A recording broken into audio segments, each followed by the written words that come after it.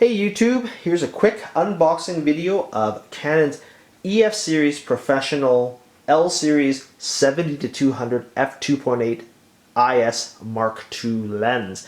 I've waited a very long time and saved an enormous amount of money to buy this piece of glass. The cost is about $2,500 Canadian plus 5% sales tax, so this thing comes in at just under $2,700, and that's not even including a 77mm multi-coated professional filter that goes on the end of this thing to make it completely weatherproofed. But anyways, here's the box. It's gigantic by comparison to, say, another lens that I had recently purchased, which is Canon's 135 f2L. To give you an idea of the sheer scale of this box, the 135 f2L is not exactly the smallest lens around for a high-speed single focal length prime, but I mean, if you compare the size of this box, it's gigantic. It's actually bigger than the box that my Canon 5D Mark III came in. But anyway, here's what the box looks like. You know, the usual Canon issue, red, white, and black. Literally received it in the mail today. So we're going to open this up and take out this lens. And so in here, in the top layer, we've got the warranty card with serial number, and of course the EF lens catalog and documentation, standard issue. We've got ample amounts of styrofoam packing, which is rightfully so for a lens that weighs over 3.2 pounds. But basically it's a very tight fit here. So I'm going to dump this lens out,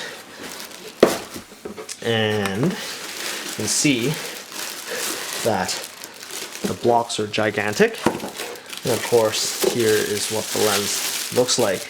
And what's really cool about this lens, as with all Canon's 70-200 f2.8 series glass, is that they come with this really neat and fancy Canon lens bag. Now, the other Canon L lenses that I've had has always come with just a little suede pouch, but this bad boy, you know, comes with its own carrying case. You know, and I could totally understand why, because when you're spending almost $3,000 to buy a piece of glass, I would expect no less. But this is what the Canon lens case looks like. Bling bling, made in China, go figure. Not that there's anything wrong with that, and they actually make some pretty wicked textiles and technology pieces. But anyways, this lens is manufactured in Japan, and this is what it looks like on the inside. And of course, it's got a styrofoam ring to protect the lens inside the pouch, and then of course more styrofoam inside the bottom, as well as the lens hood that's wedged in this bag. And it's a pedal lens hood using Canon's matted plastic, and it doesn't use the traditional sort of higher shine plastic that I remember seeing on some of the earlier f2.8 non-IS lenses from the early 2000s. Comes with the camera strap, or sorry, the lens bag strap, and of course more styrofoam packing on the inside, located in the bottom here, which I'm not going to bother taking out. So this is what the lens hood looks like, and it's Canon's pedal style lens hood.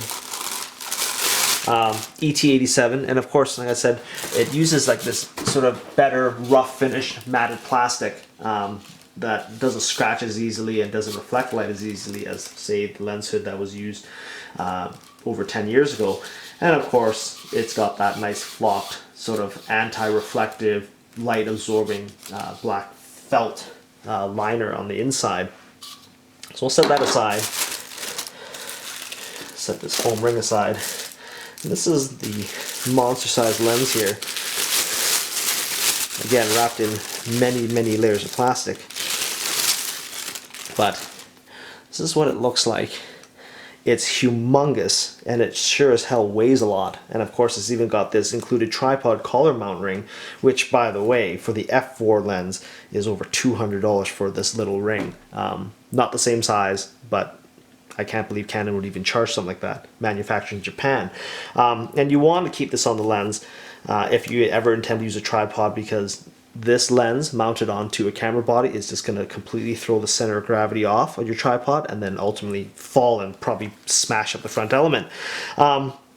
General construction of this lens, very beefy, all metal body design, 77mm front filter, completely weather sealed with front, rear, and internal gaskets on the mounts, front lenses internally, switches, distance markers. Like, this thing is just overbuilt beyond comprehension.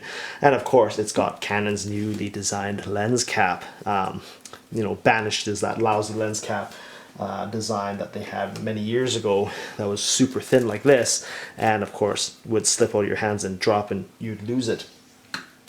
They followed Nikon's lens cap design, where you could pinch it in the center, pinch in the side. It's definitely a little bit thicker, but I actually almost prefer the fact that these lens caps are a little bit better than the old design. Now, of course, this is what that front filter element, or the front element, looks like. And of course, with the humongous element on the back. So really awesome. The construction of this lens is nothing short of phenomenal. I would say that for Canon's telephoto, the most versatile walk-around zoom for my applications, shooting weddings and indoor events and my kids in general, this is the lens of choice. I think this is like the sort of staple of professional photographers around the world. Now, to give you a sense of context of how awesome this lens is, there's actually 3 iterations of this f2.8 glass. The very first one was introduced back in 2001. It replaced Canon's 80-200 zoom, and it was a really wicked performant lens. It was f2.8, but it was non-IS.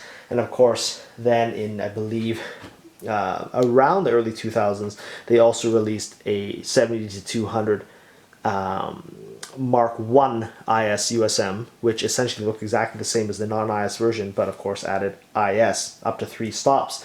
And then that lens performed remarkably well. And then in 2010, due to popular demand and another lens redesign, Canon decided to release a 70-200 f2.8 Mark II version, which was a dramatic improvement in terms of contrast, overall sharpness at all telephoto, or at all focal lengths, 70 all the way up to 200 millimeters, you know, and it just performed phenomenally. Now, earlier I did an unboxing video of my 135 f2L glass, and they're saying that this zoom lens, in fact, is as sharp, if not sharper, and more contrasty than the 135 f2L.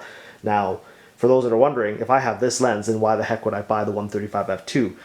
Different application, very application specific for the 135 lens. I'm not going to get into the gross details in this particular unboxing video, other than to say that I own both.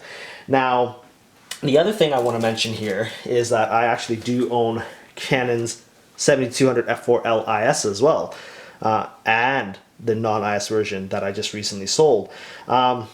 Big difference in weight. This is almost 1,600 grams, or about 3.28 pounds, whereas this one's about, if I remember correctly, 900 grams or so, about 1.5 pounds. So there's a dramatic difference in terms of weight. The girth of this lens is quite a bit of difference, as you can tell here. Take this front lens cap off. But as far as sharpness goes, contrast goes, the F4L IS and the f2.8 USM Mark II, I'm getting all hung up here on lingo. They're both very comparable lenses, both superior design, both are fully weatherproofed, both lenses are designed, you know, way over designed. But in terms of value, the F4L IS on a rebate is about $1,200, $1,400 normally, and this lens here is $2,500. With taxes is almost $2,700, and that's not including the front filter element that I need to attach here to protect the front lens. So, I mean, there's quite a bit of price difference here. We're talking basically almost 2 times the cost to give you 1 extra stop of light. Now, I know that there's some tutorials on YouTube that talk about these 2 specific lenses, both IS versions, and they're saying that this is the better IS version of this, which is not true. Canon introduced the F4L back in late 2006 and hit market by 2007, and this gives you up to 4 stops of image stabilization at f4, whereas this one will give you f2.8, 4 stops of image stabilization. So by definition, this lens will perform better, but that's because it's a faster lens that lets in more light. But the fact of the matter is that when I've done side-by-side image comparisons, and you can read it all over the internet from reputable sources that would indicate that these two lenses, as far as image quality, performance and contrast, and weatherproofing, is exactly the same. I dare people to prove me wrong otherwise. So this is it. You know, why did I buy this? I've always lusted to have 2.8 glass, and I finally managed to have the funds to do so. It only took me 10 years, but I finally did it. And of course, the big question is going to be is, will I be selling this F4L IS version? And I'm really torn on it. And the reason why I own both still is because this makes a great travel lens. It's not going to break your back carrying this around, whereas this mounted onto my 5D Mark III as well as a external flash head will just be overbearing, especially when you're traveling with children. But of course, with weddings and event photography, this is going to be the primary go-to lens in conjunction with my high-speed primes like my 85mm f1.8, 50mm f1.4, and 135 f2. So there you have it, guys. This is what a Canon f2.8 Mark II looks like, and it's just pure awesomeness and sexiness in your hands, and is worth every penny that I paid for this thing.